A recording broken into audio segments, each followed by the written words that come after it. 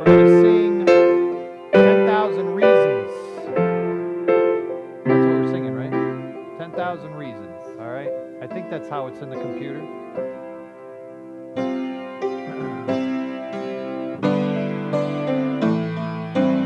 Be seated. Let's just sing tonight. Ready? Here we go. Bless the Lord, oh my soul, oh my soul. Worship His holy name. Sing like never before, oh my soul. I'll worship Your holy name. The sun comes up, it's a new day dawn. It's time to sing your song again. Whatever the day pass and whatever lies before me, let me be singing when the evening comes. Bless the Lord, oh my soul, oh my soul. Worship His holy name. Sing like never before, oh my soul. I'll worship Your holy name. You're rich in love and you're slow to anger. Your name is great and Your heart is kind. For all Your goodness I will keep on singing. 10,000 reasons for my heart to cry. Bless the Lord, oh my soul, oh my soul. Worship His holy name. Sing like never before, oh my soul. I'll worship Your holy name. And on that day when my strength is failing, the end draws near and my time has come, still my soul will sing Your praise unending. 10,000 years and then forevermore. Bless the Lord, oh my soul, oh my soul. Worship His holy name. Sing like never before, oh my soul. I'll worship Your holy name. I will worship Your holy name. Yes, I'll worship Your holy name. All right. What about 46? I think it's 46. Crown Him with many crowns. Did I just steal your book? 46?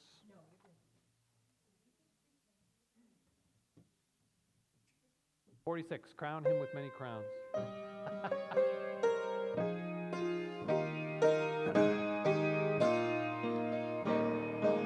Think of some favorites tonight. Crown Him with many crowns, the Lamb upon the throne. Hark how the heavenlies anthem drown all music but its own. Awake my soul and sing of Him who died for thee, and hail Him as thy matchless King through all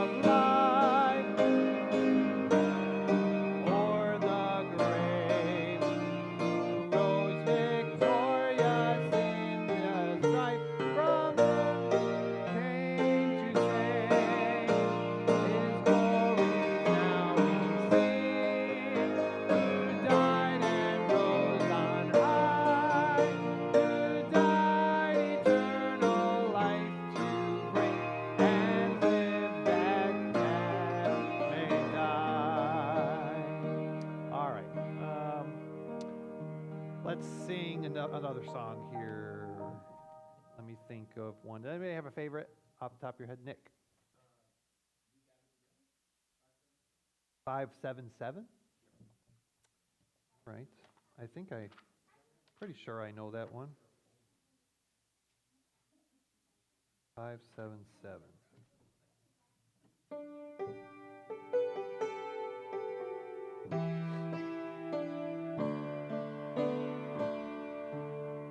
We gather together to ask the Lord's blessing. He chastens and hastens His will to make known. The wicked oppressing now ceases from distressing. Sing praises to His name. He forgets not His own. Beside us, He guides us, our God with us joining, ordaining, maintaining His kingdom divine. So from the beginning, the fight we were winning. Thou, Lord, were at our side, all glory be thine. We all do extol Thee, Thou leader triumphant, and pray that Thou still our defender will be. Let Thy congregation escape tribulation. Thy name be ever praised, O Lord, make us free. It's been a long time since I sang that one. And I'm looking at this screen or this screen because I don't know what I did with my glasses. I can, in spite of the huge words, I'm still having to squint. All right. Another favorite, Jimmy? Number 5.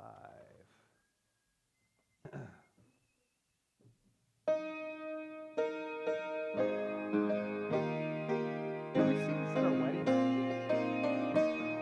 Jen?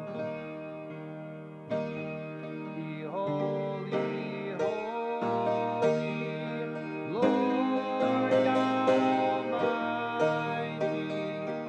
Early in the morning our song shall rise.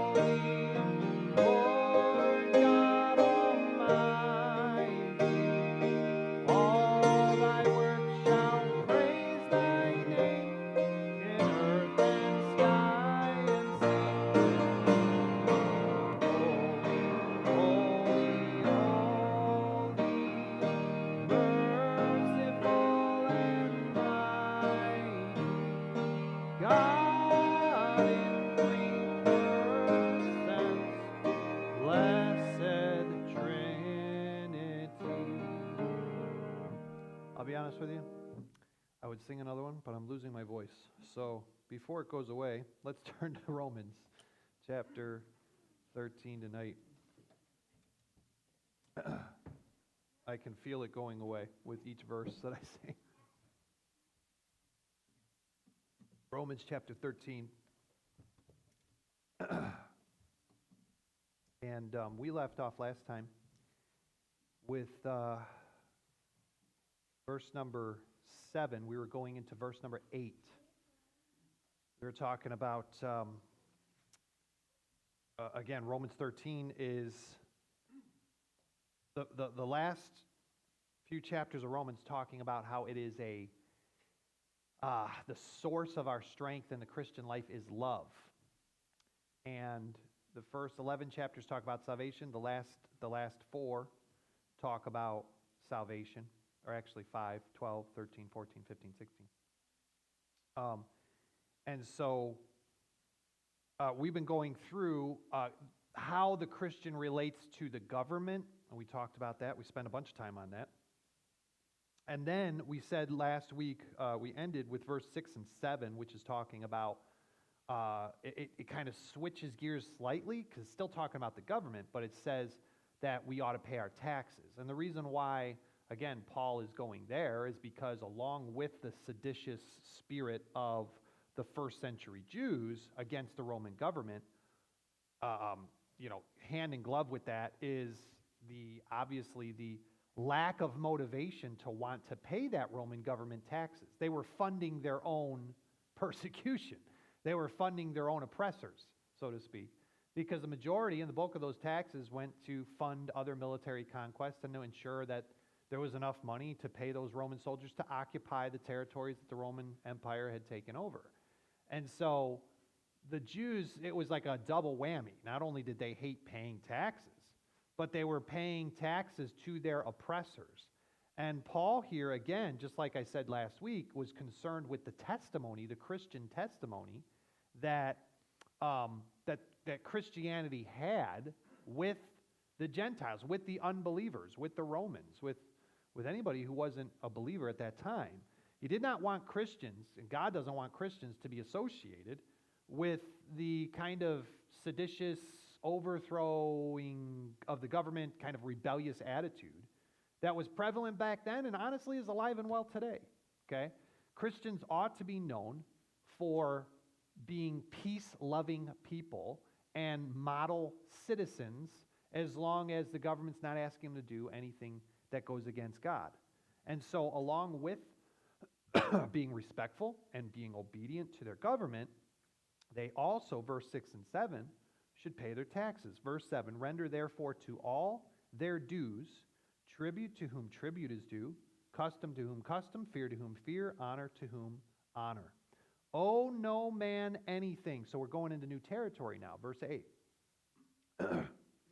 Owe no man anything but to love one another, for he that loveth another hath fulfilled the law. For this thou shalt not commit adultery, thou shalt not kill, thou shalt not steal, thou shalt not bear false witness, thou shalt not covet. And if there be any other commandment, it is briefly comprehended in this saying, namely, thou shalt love thy neighbor as thyself. Love worketh no ill to his neighbor, therefore love is the fulfilling of the law. Okay?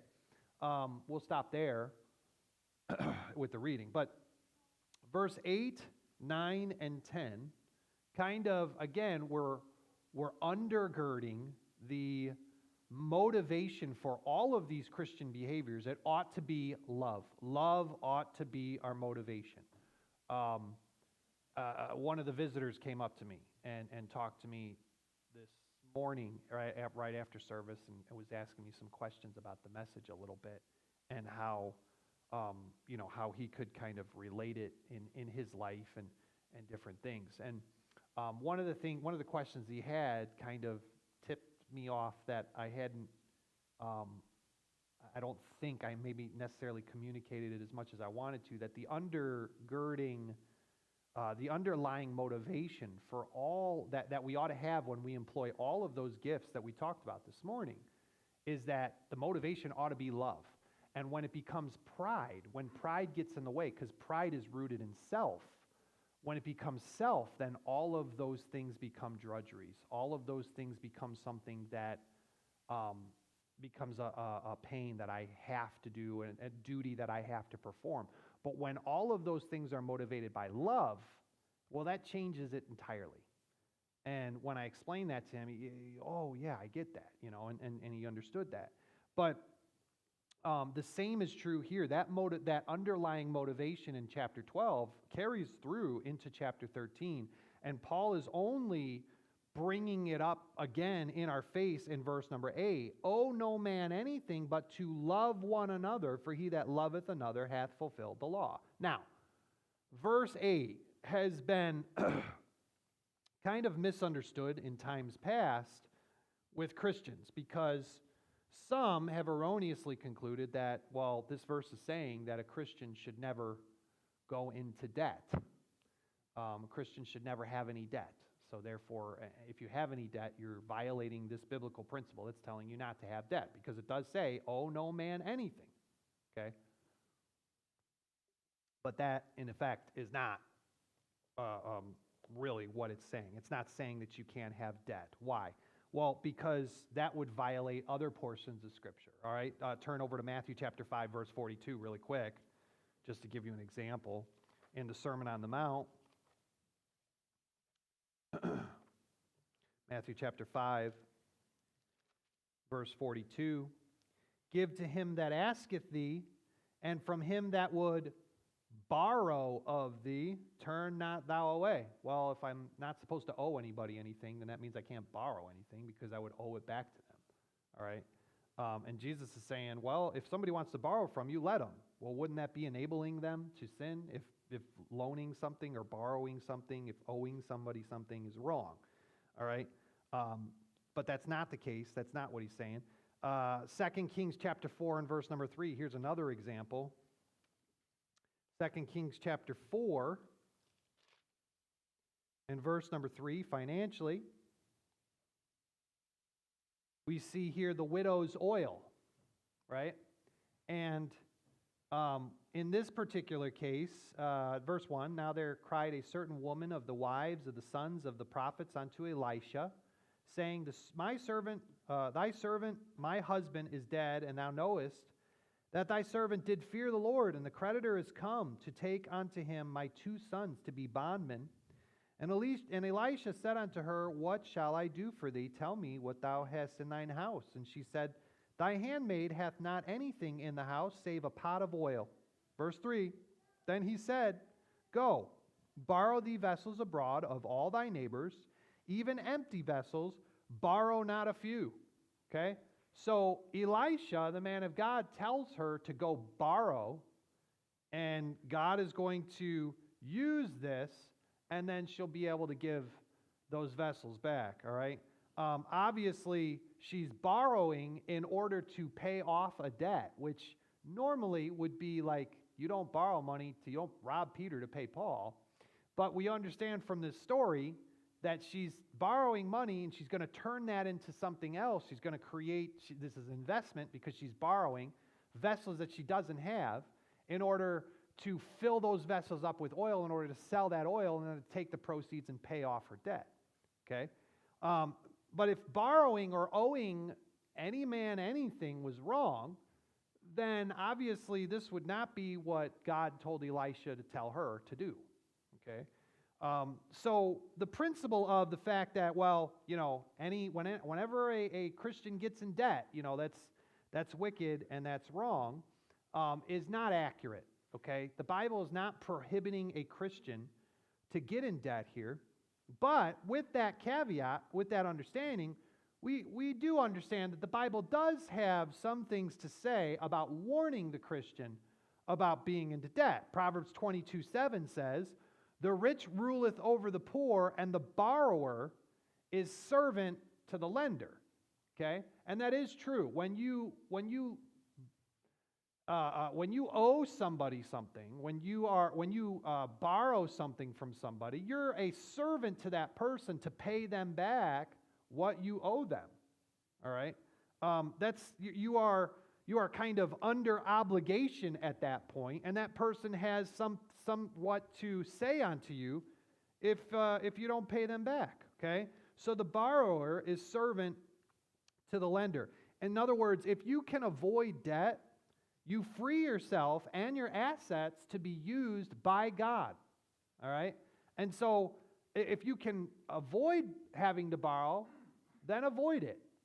And as a Christian, I think that it's very wise that we don't get into excessive amounts of debt, but especially for assets that we're borrowing money to pay for things that are perishable, things that aren't that are temporary. You know, borrowing money to go on vacation, it's just a terrible idea. Borrowing money to pay for groceries, it's not a good practice, okay? I mean, if you're desperate and you're starving to death, I guess go ahead. But normally when you borrow money, you want to try to borrow. Wise spending is borrowing money in order to buy an asset or to invest in an asset that's going to make you more money later on. This is obviously the idea of a mortgage. No, if borrowing was a sin, almost no Christians would be able to buy their house, all right? With the way the current economy is set up, you have to have a mortgage for a certain amount of time in order to, be able to pay for your house and be able to live in it. And so, but with the understanding that is an appreciating asset. So yes, you are borrowing, but you are hopefully going to keep that asset for long enough in order to sell it later on and make money off of it, right? Borrowing money for a depreciating asset is less wise, such as like a car. But sometimes if you have to do that, you have to do it. I mean, I tried to avoid car payments as long as I could, and I had my first car payment. I got my first car payment when we came here. I was 33 when we came here, and that was the first time that I got a car payment. And the church was making that car payment for me when I first came, because it was part of my original package that we rolled in a 1998 green Ford Explorer and a 1998 Toyota Camry. Those were the two cars that we had. And the deacons came to me at that time and said, Pastor, we want you to have a little bit nicer of a car than that.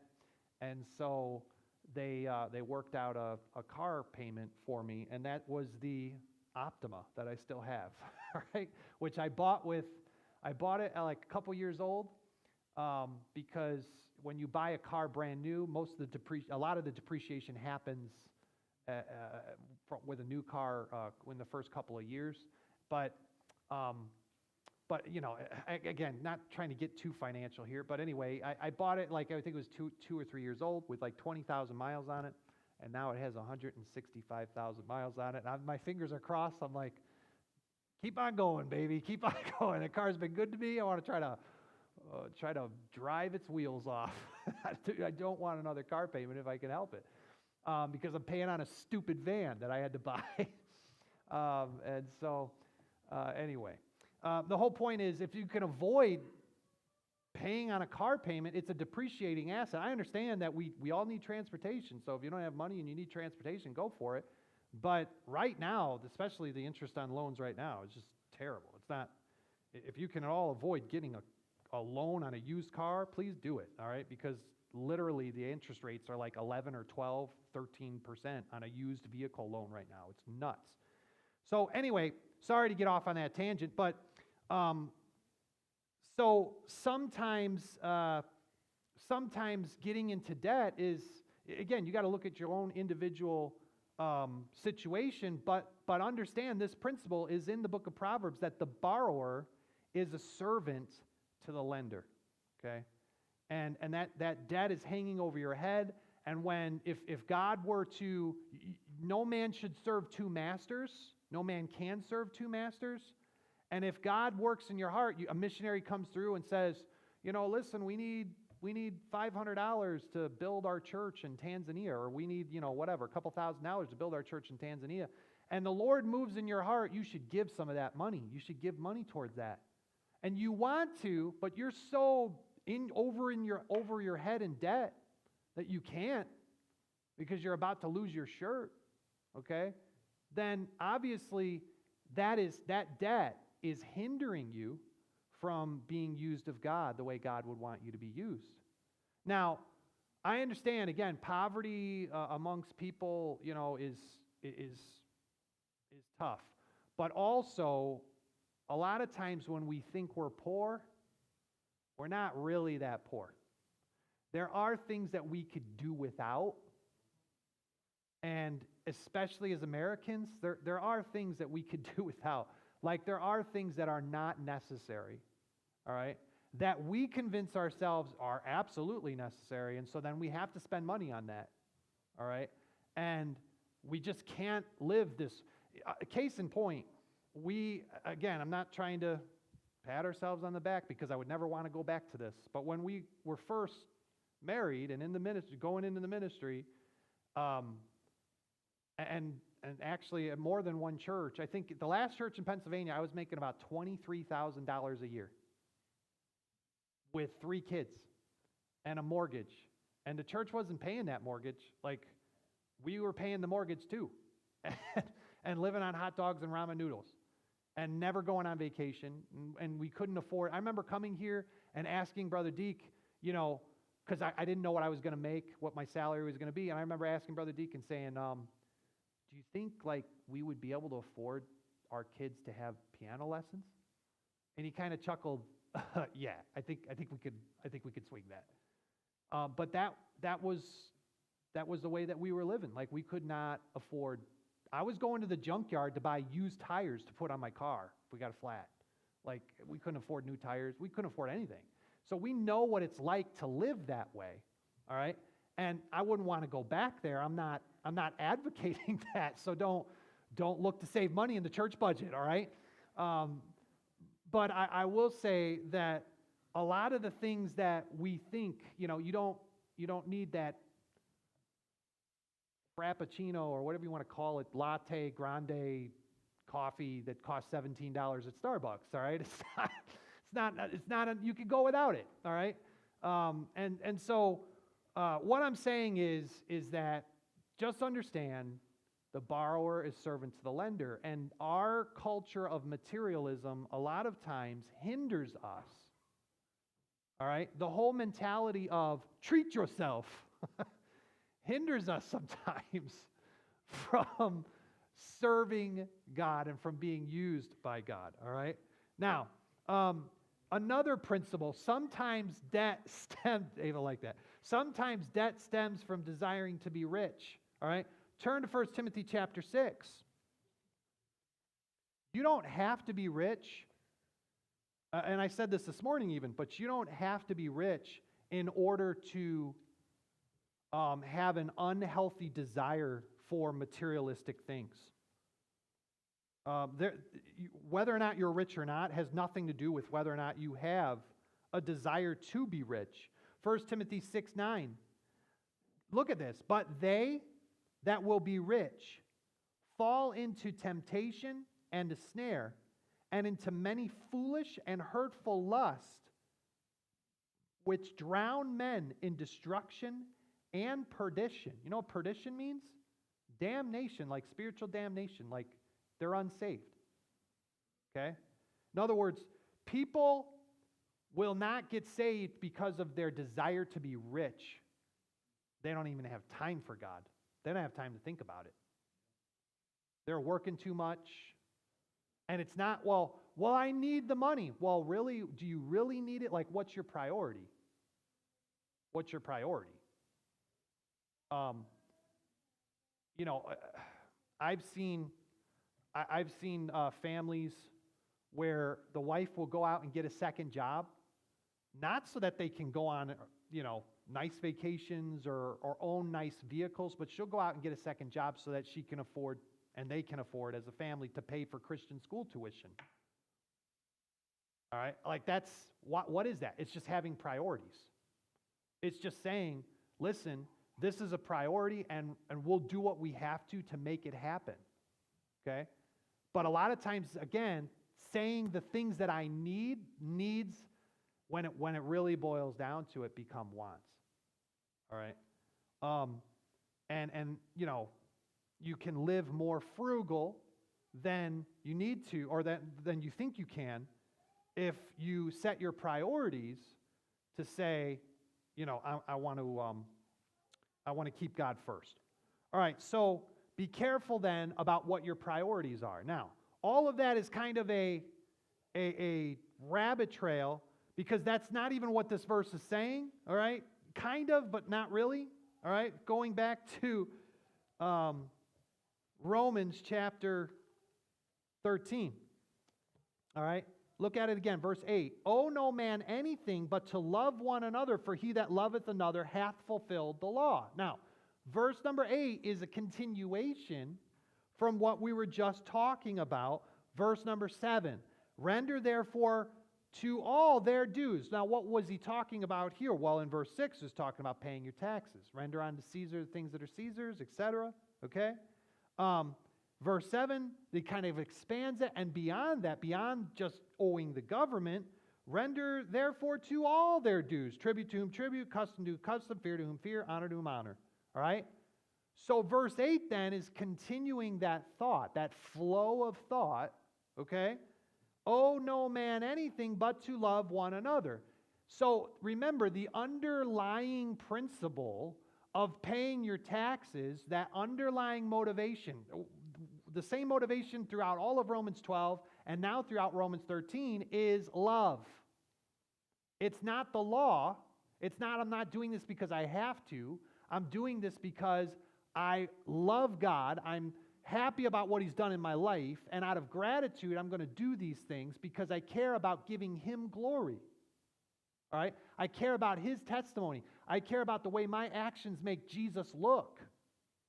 So I'm going to be honest, and I'm going to render to everyone their dues, and I'm going to owe no man anything but to love one another.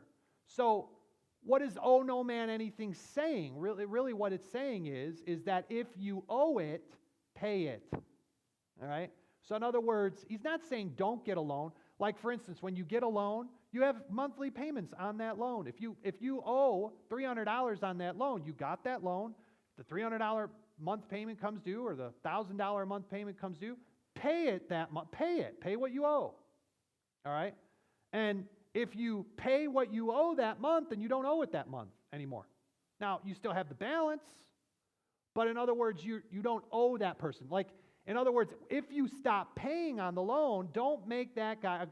Someone shouldn't have to come knocking on your door saying, hey, you're late on your payment. Christians shouldn't be late on their payments, is what Paul's saying. All right? Now, again, I understand. Sickness comes up. Tragedy happens. Different things. But you shouldn't just be late on your payments because you were frivolous in your spending and you went on a last-minute indulgent trip and you didn't know how you were going to pay for it, and so now you don't have the money to pay your bills. Or you shouldn't not be able to pay your bills because you were lazy and didn't show up to work, and then you got fired, and now you don't have a job. All right? I understand there are things that happen where we do lose, the economies go south, and we do lose our jobs and different things along those lines. That kind of happened to me. We bought our house back in Pennsylvania. We bought our house in 2008, right before the whole economy fell apart. And I bought the house as a fixer-upper, and I was going to fix it up and flip it, and that's what everybody was doing. And so I'm like, oh, we're not making too much money, but I had about, I think, $10,000 saved from the previous sale of our other house in Illinois, and we did our best not to touch that. And then her father had just sold his house, and he made about $40,000 on that. And then the assistant pastor had about $70,000 that for some reason he only knew me for a month, and he said, I'll loan it to you for a month. And so what I did was I took the money, I paid cash. I paid about $120,000 for this house cash, and then took out a home equity line of credit on it and paid everybody back a month later. And that enabled me to have like an interest rate of like 2% or something crazy low. And that was the only way that we were able to even live in a house making $23,000 a year. And I was grateful to do it. But my whole point with that is I don't even know what my point was with that. What was I saying? I don't know. I don't remember. Moving on. It'll come back to me, I'm sure. All right. So what this verse is saying is that that's what I was saying. I was saying, so then we were there for 5 years, from 2008 to 2013, and then we came here in 2013. And by then, the economy still hadn't recovered to where we could even break even on the house. And so I spent all 5 years fixing it up, like working on it a little bit at a time. Whenever we had, like, we'd get a tax return, we'd spend pour all our money into that. And so we probably poured about, because we were making so little, we would get money for the kids. And so we probably poured over the course of 5 years, maybe $30,000 into that house. And putting thousands of man hours of labor. I did everything myself. I learned a lot from YouTube. And did everything myself. And then 2013 rolls out, and it's time to move up here. And we weren't going to wait around, like God opened the door here, so we were coming up here. And we tried to put the house up for sale, and it was up for sale for 4 months, and not one person came to look at it. And we didn't have it listed for some exorbitant amount. The realtor was scratching their head like, I don't know. But the economy hadn't recovered since 2008. And honestly, in that area, I still don't think it's recovered that well down there. But we couldn't sell it, so we rented it out. And the first year was great. We got some tenants in there that paid every single month. And I just thought every tenant pays. I just thought, I'd never done this before. I just thought, man, I guess this is great. This is how it works. And then the second tenant moved in, and that wasn't so great. There were a couple months where it didn't come in, and I had to go ask them for it. And then the third tenant, so about 3 years into it, so this is about 2015, 2016, they paid to move in there, and I was stupid. I should have done background checks, live and learn. But they paid me to move in there cash and then never paid again. And it took me 2 different courts and about 7 to 8 months. And I was living to where if they didn't pay the rent, we weren't going to be able to pay the mortgage and the taxes. And so after 7 or 8 months, I didn't know what to do because they hadn't paid, and the mortgage, I'd never not paid my bills. And I remember like losing sleep over it, looking up at the ceiling and like, dealing with bitterness. Like, these people took my house and stole my house from me and all of that. And we dealt with that for a while. And just felt like, Lord, it was hard giving that to God. It was hard saying, all right, God, you're in control here. But I feel like the Lord knew all about it, and we're in a much nicer house than we ever could have imagined today. And I think part of that was just God kind of making things behind the scenes happen, and maybe part of it was just because He knew it wasn't our fault from there. But I just remember not being able to pay my bills and how much that bothered me, and how much because I'd never not done that before, but we just couldn't. And we ended up losing the house, did a deed in lieu of foreclosure, and that was a black mark on my credit for about seven years. We just got over that like a year or two ago. And so anyway, I say all that to say that as a Christian, if you can't pay your bills, it ought to bother you. It ought to not be something that you can just, this is just something that's not a big deal. So owe no man anything, all right, but to love one another. So what this verse is saying is pay your debts out of moral duty and love to your fellow man. Okay? Now get this.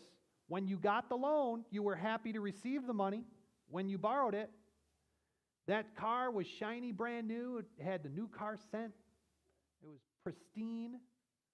And then about a year into it, it's got, if you have kids, it's got Lord knows what in it.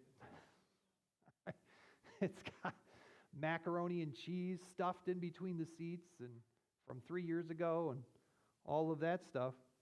But, things wear out. But guess what? The payments are still there. And that one shiny thing that you were so excited about, now you're like, oh, well, I don't know if I want to pay my loan back. Well,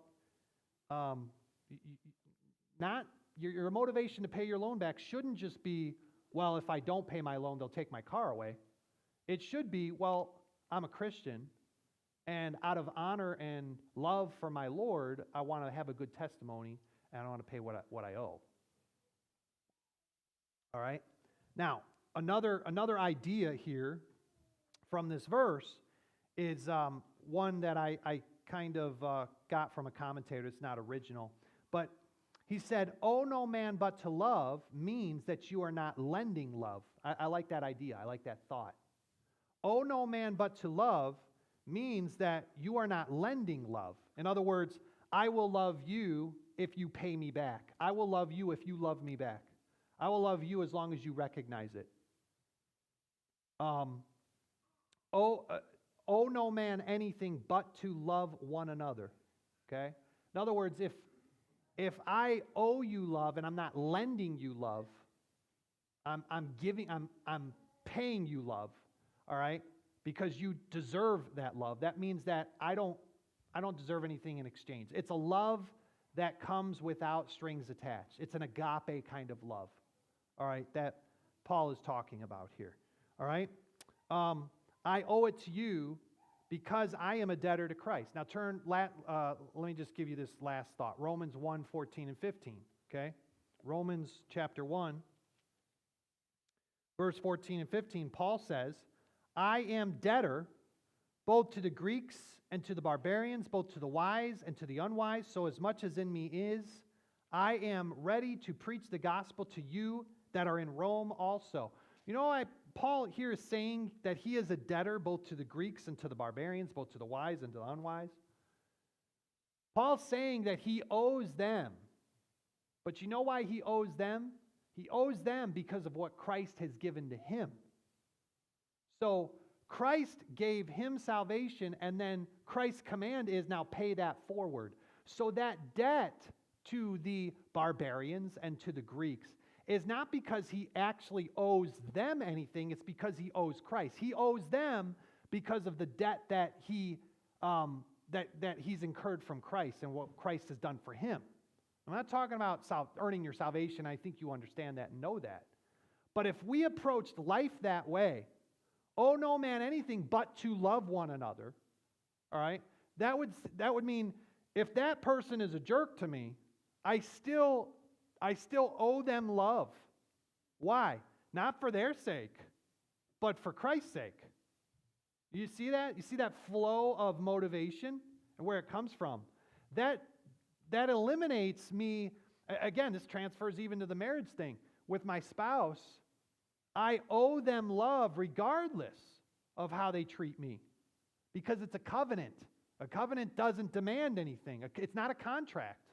It's a covenant. And I owe love to my spouse whether they love me back or not because of what Christ did for me. I'm a debtor to them. All right? And Christ's command is pay it forward. I gave you the gospel, now you give someone else the gospel. I have given you grace, now give your spouse grace. See how that works? So again, Romans 13 here is piggybacking off of that same thought. Owe no man anything but to love one another, for he that loveth another hath fulfilled the law. All right? And he's going to talk about this. We'll stop here, but he's going to talk about this in verse 9 and 10. All right? And kind of drive that nailed home. He's going to drive home that point. For he that loveth another hath fulfilled the law. And I kind of said it this morning in Sunday school, but it's a simplistic concept, but it's very true that I don't even have to know all of the law in order to fulfill the law, in order to keep the law. All I have to do is love my neighbor as myself. And that fulfills the law. How? I don't even have to know that murder is wrong if I love my neighbor and think, all right, I will keep that rule of not murdering my neighbor. If you love your neighbor, you'll never kill him. You're not going to kill your neighbor who you love. Okay? All right, I won't commit adultery. I won't commit adultery. I won't commit adultery. If you love your neighbor, why would you want to commit adultery with his wife? You wouldn't do that. Right? And so love then is the motivation to fulfill the law. Thou shalt not covet. If you love your neighbor, you won't want what your neighbor has. You won't want to take it away from him. You won't covet it. You won't lust after it because you love him. You're on the same team. All right? And so love then is the fulfillment of the law. We'll stop here and we'll pick